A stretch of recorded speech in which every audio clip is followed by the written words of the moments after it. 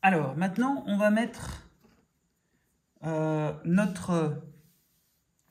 qu'on a vu donc en théorie, on va le mettre en évidence dans un exercice. Alors, je me rends compte que mon exercice est peut-être un peu clair, donc on ne le voit pas très nettement, mais il y a deux volumes qui trouvent une intersection. Je vais le mettre en évidence en mettant donc les points des volumes, voilà, avec des points ici. Hop, comme ça, je suis sûr que vous le voyez. Et je vais nommer ces points. Donc ça, c'est une bonne première étape, c'est de nommer les points. Donc ici, j'ai mon point,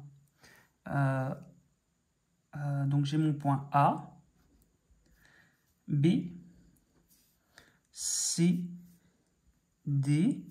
Et alors, les points qui se trouvent au-dessus, en général, je les appelle avec un petit prime. Hein, donc A', B', C', D'.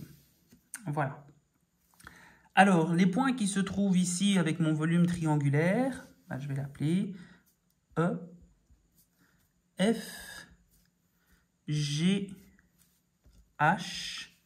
Alors, attention, les points qui se trouvent ici au niveau de ma toiture, eh bien, ce ne sont pas des points, c'est pas des E' ou des H', hein, ils ne se trouvent pas juste au-dessus sur une même verticale. Donc, c'est d'autres points. Et comme ils se trouvent au-dessus, je vais les appeler quand même prime. Donc, j'étais à H, donc ça c'est I, prime, et J, prime. Voilà. Ok. Alors, dans ce volume, eh bien, je dois essayer de chercher les points de percée de mon volume dans ce qu'on a ici. Alors, on a des points qui sont assez évidents, en tout cas dans l'intersection de ces deux volumes, c'est quand on a un croisement entre deux arêtes au niveau du sol. Donc le sol, c'est un élément assez universel qui nous permet de trouver donc ici un point. Je vais le mettre dans une autre couleur peut-être. Voilà. Donc ce point-là, je vais l'appeler 1. D'accord? Comme ça, on fait la différence par rapport aux autres. C'est mon point de percée 1. Et ce point-là, je vais l'appeler 2. C'est mon point de percée 2. Voilà. Donc ça, c'est l'intersection. Donc 1, c'est l'intersection entre AD et EF. Et 2, c'est l'intersection entre CD et FG. Ok. Alors, je vais peut-être repasser sur... Parce qu'on va essayer de chercher le volume global. Je vais déjà repasser, comme ça je suis sûr que vous voyez bien les deux volumes. Je vais repasser sur les arêtes qui sont sûres d'être vues. D'accord? Hop.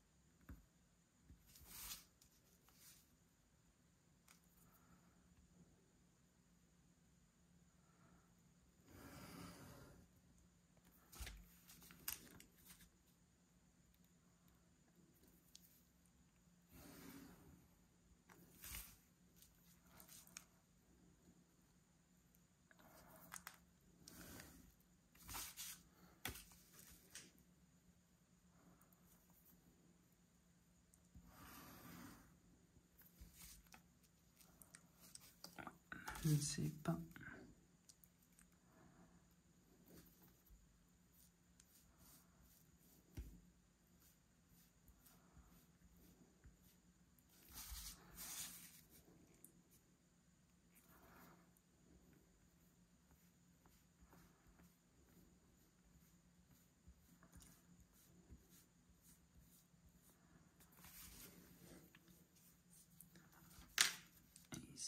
Voilà.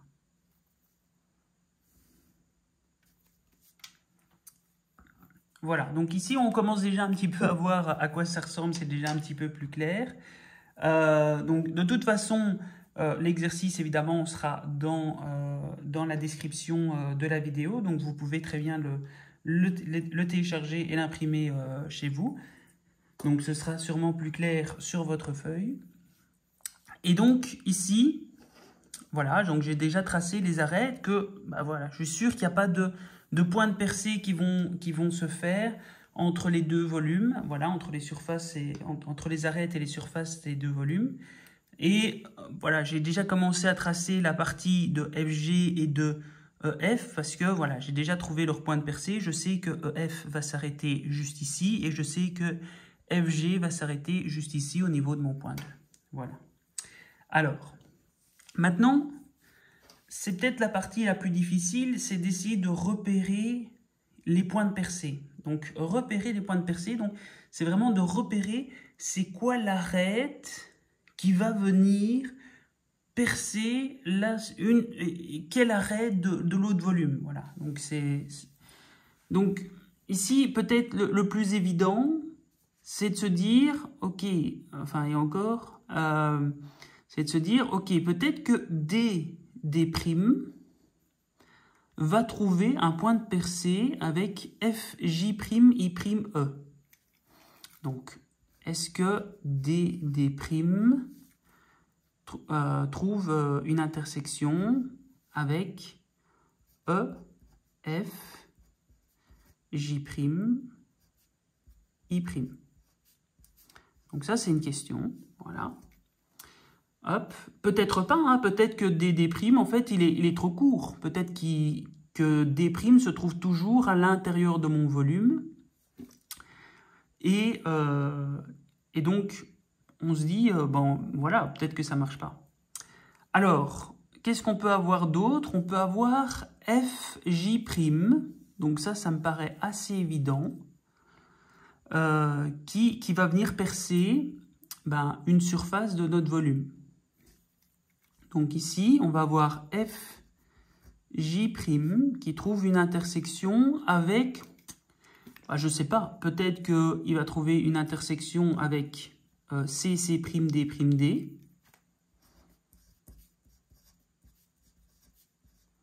ou peut-être que en fait, l'arête va plutôt trouver une intersection avec la surface qui se trouve ici au-dessus, c'est-à-dire A', B', C', D'.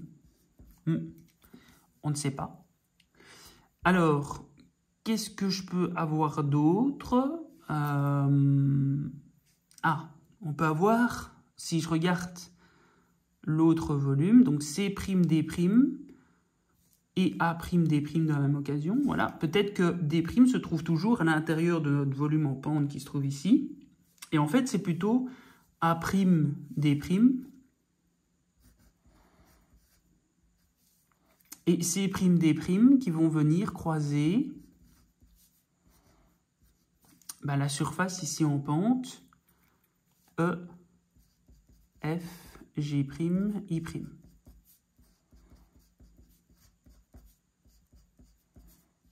Voilà, donc je me pose la question, hein, donc je ne sais pas. Alors, si vraiment vous avez du mal à voir les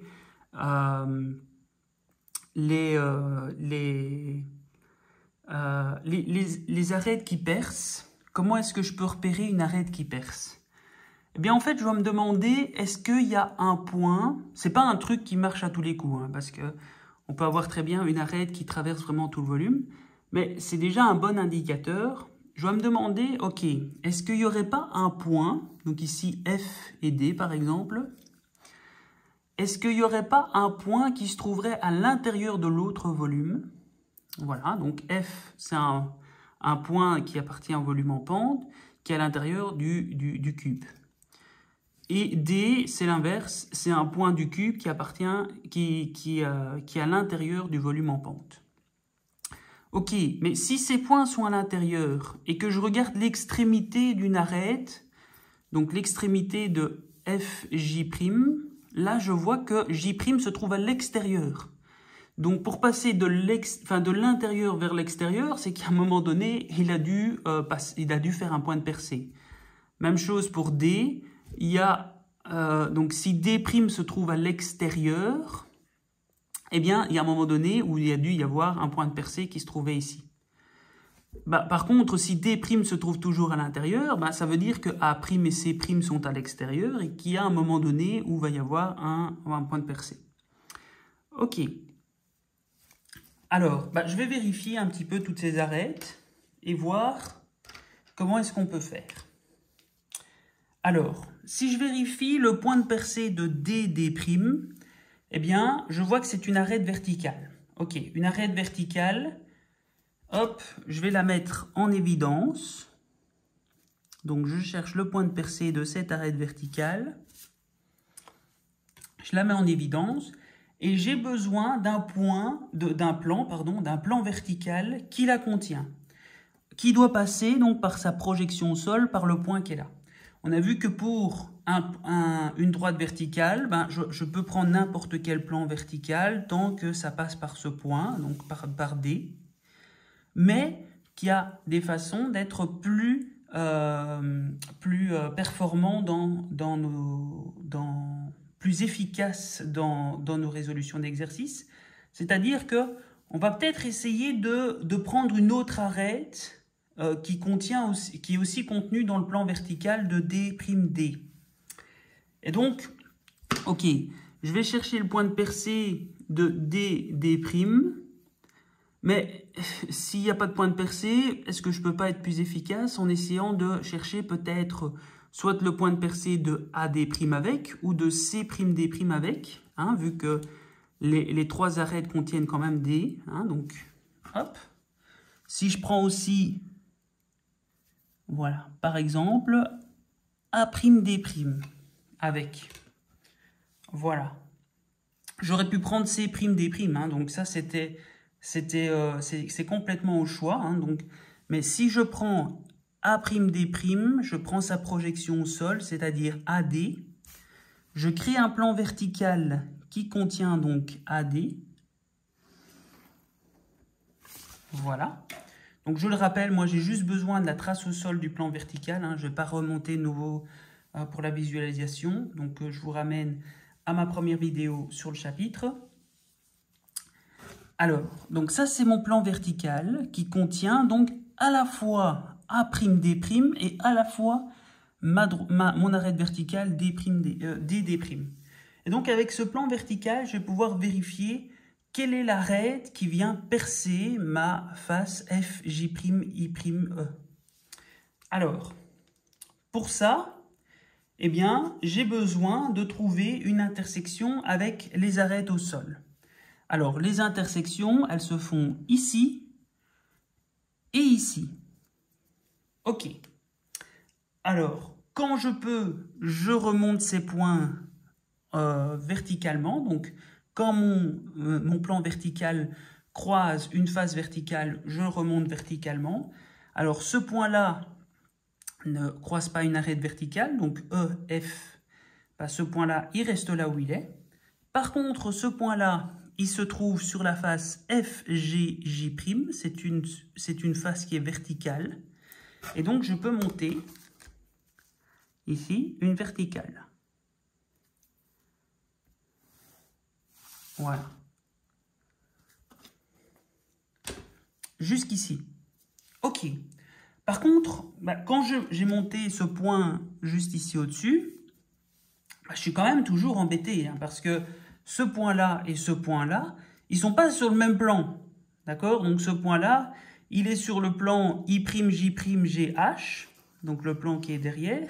Et ce point-là, il est sur le plan qui est ici devant, donc I'J', FE. Donc je ne peux pas les relier.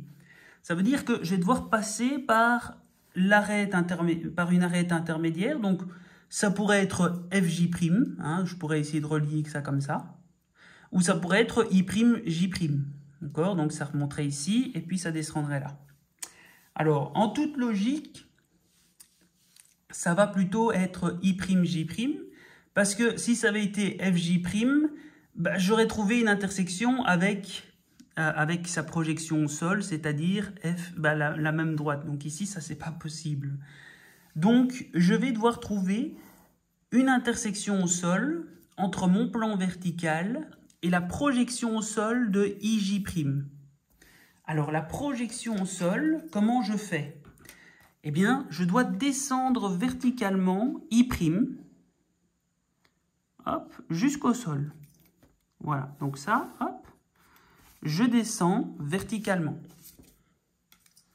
Et même chose pour J', je vais le descendre verticalement.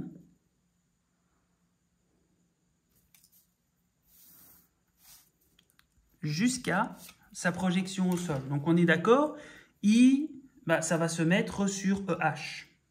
J va se mettre sur FG. Donc juste ici, là je vais avoir mon point J qui est au sol et mon point I qui se trouve au sol. Voilà. Et si je relie les deux,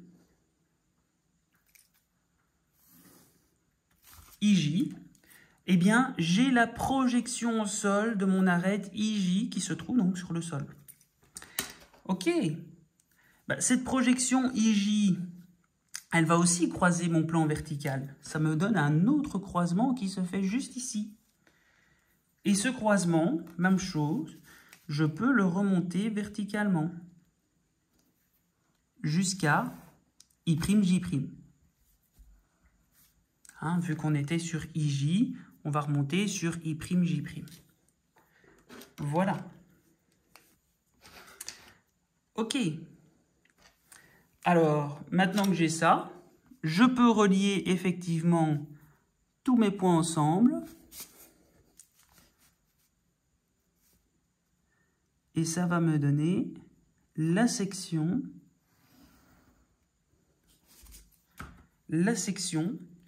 que je vais mettre en évidence.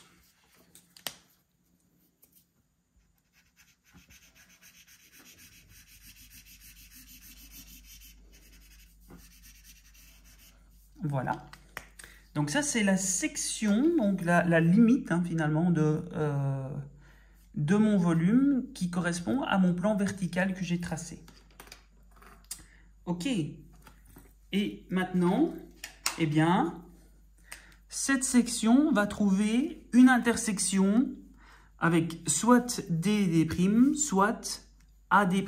Parce que ça, c'était les deux arêtes qui étaient contenues dans notre plan vertical du départ. D'accord? Donc ça, c'était les deux arêtes. Je m'en fous des autres arêtes. Ici, eh bien, je me demande, est-ce que mon point D' est assez haut pour trouver un point de percée pour DD'? Eh bien oui, ici, je trouve un point de percée que je vais appeler 3. Voilà, donc ça, c'est mon point de percée. Et donc, ça veut dire que A'D' n'a pas de point de percée. Voilà, c'était un coup dans l'eau, cette fois-ci. Ok, alors, j'ai déjà... L'avantage de cette section, c'est qu'elle me donne aussi la direction d'une de mes intersections ici, donc de mon volume global.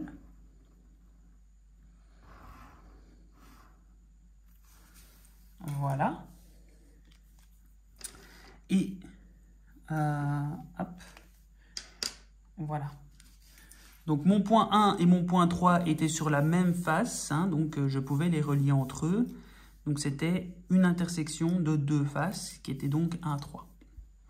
Ok, alors j'ai besoin d'un autre point pour arriver à relier 2 et 3, parce que là, ils ne sont pas sur la même face. Hein, donc le point 2, il est plutôt sur la face qui se trouve ici derrière, alors que le point 3 se trouve sur la face ici devant. Donc 2 est sur GFJ', alors que 3 est sur FJ'I'E. Donc ça, c'est deux faces qui sont complètement différentes. Si je les relie entre eux, je vais percer à l'intérieur de mon volume. Donc, ce n'est pas ce que je veux. Et donc, ça veut dire que je vais devoir chercher le point de percée de mon arête FJ'. Voilà. Donc, j'ai FJ' qui se trouve juste là. Et qui va donc percer mon volume, mon cube, ici, à un endroit. Alors, comment je fais pour trouver ce point de percée? Eh bien, de nouveau, je vais chercher la projection au sol de FJ', donc sur le sol. Donc FJ', donc c'est-à-dire FJ, voilà. Hop, je trace ici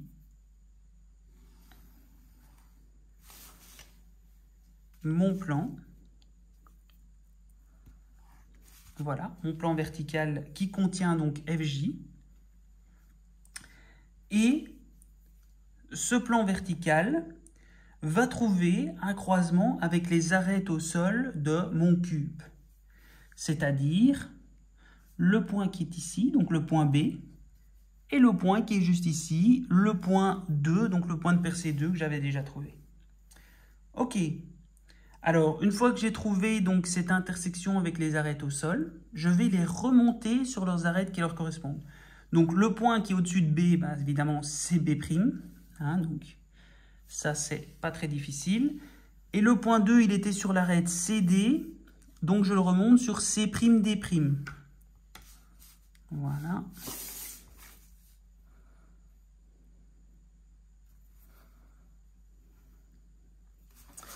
Voilà. Donc ici, il faut faire attention sur quelle arête est-ce qu'il faut remonter. D'accord? Donc il ne faut pas remonter sur FJ', parce que justement, c'est le point de percée de FJ' qu'on cherche déjà. Hein? On ne va pas le remonter sur A'D', parce que c'est pas la même arête, hein, d'accord? Donc A'D', c'est celle qui est au-dessus de AD. Ici, on a bien un point, une intersection qui est sur CD, et qu'on va remonter sur C'D', d'accord? Hop, j'ai ce point qui se trouve juste là. Et maintenant, les deux points que j'ai remontés, eh bien, je peux les relier ensemble.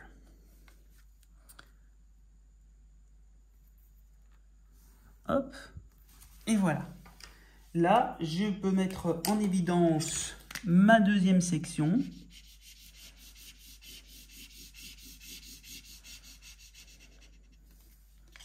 Voilà. Donc, j'ai ma section qui détermine la limite de mon volume et qui va me dire que, eh bien, ici, j'ai une intersection avec mon arête qui perce, FJ', qui se trouve donc juste ici. Ça, c'est mon quatrième point de percée. Ok, bah maintenant j'ai tous mes points de percée, je peux les relier ensemble. Celui-là, je vais le mettre en trétillé parce qu'il va être caché. Même chose pour ceci. Voilà. Et pour le reste, je vais mettre ça au noir.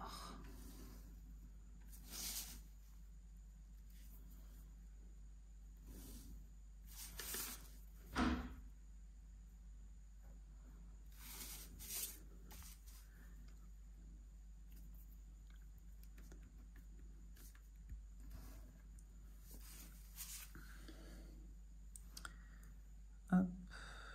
Ok, ça c'est fait, ça c'est fait. Voilà, il me semble n'avoir rien oublié. J'ai bien fait le tour de tout mon volume avec ma limite donc qui se dessine juste ici avec les points 1, 3, 4, 1. Et voilà, donc là on a trouvé le volume global de l'intersection de nos deux volumes. Voilà.